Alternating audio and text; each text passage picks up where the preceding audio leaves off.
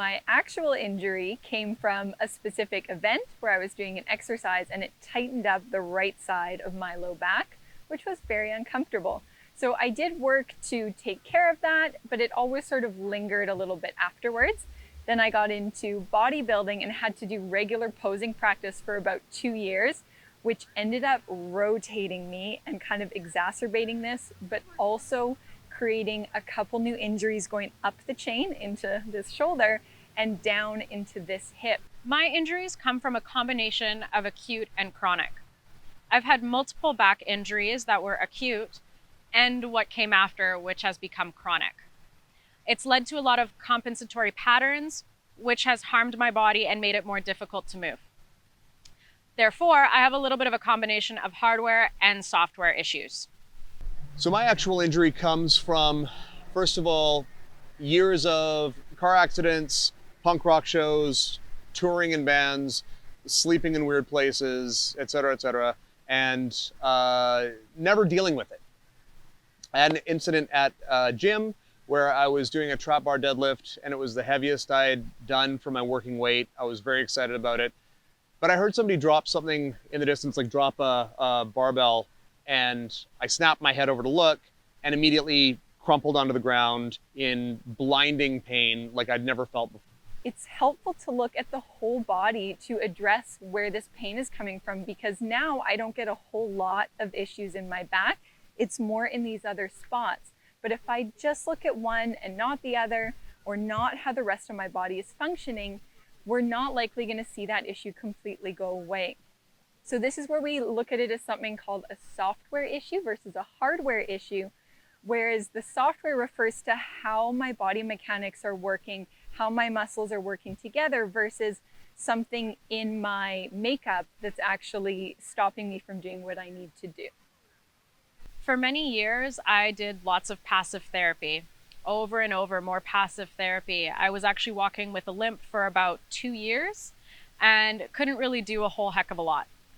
What I found later on is that I'm actually a hypermobile individual.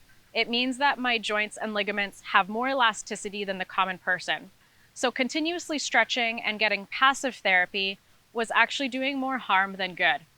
It was putting my nervous system into shock and making it think that I was unstable and I needed to guard, which caused me to tense up. As soon as I found active therapy, I actually got more range of motion, more flexibility, more ability, and I could move without pain. I had ignored a problem for a very long time that in this one particular acute moment became a very, very big problem. So that was software issues, me not taking care of my problems, leading to hardware issues, which is the actual injury in my neck. There are many causes that cause back injuries, therefore the recipe on how to fix it for each person may vary. You definitely want to try to treat your body as a whole versus individual units. An example would be if you always have lower back pain, don't just treat the lower back. You also want to treat your hips, your mid-back, your legs, everything that surrounds that tissue. We don't want to compartmentalize the body. It works as a unit and therefore should be treated as a unit. Back pain rehab has many phases. Having a passive therapy plan and an active therapy plan is very important. A lot of people get stuck in the phase of passive therapy, but want to be able to move pain-free. If your goal is to move pain-free, then you should make sure that you're finding a way to do that. That means that your rehab program should be set in a way that you are able to do some movements pain-free. Over time, those movements will grow. You'll have more degrees of freedom and more movement will be possible, and your pain will diminish. So the goal here is to try to have as much active therapy as possible without pain. Make sure you subscribe, click the bell icon so you get notified for every video. Like, share the videos with your friends, because guaranteed they're also dealing with some sort of back pain and they're going to get some little tidbits out of this. And you can follow us along on social media.